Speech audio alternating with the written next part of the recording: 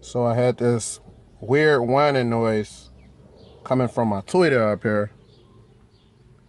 And some people call it an alternator noise, but it's a weird whining noise. So I finally figured it out.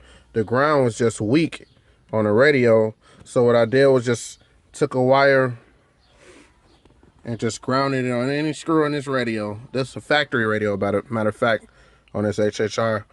And grounded it to a piece of metal, a screw.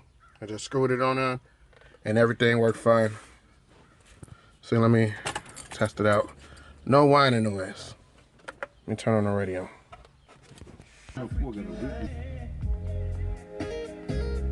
See, no whining noise. Even when I turn on my signal, no whining noise.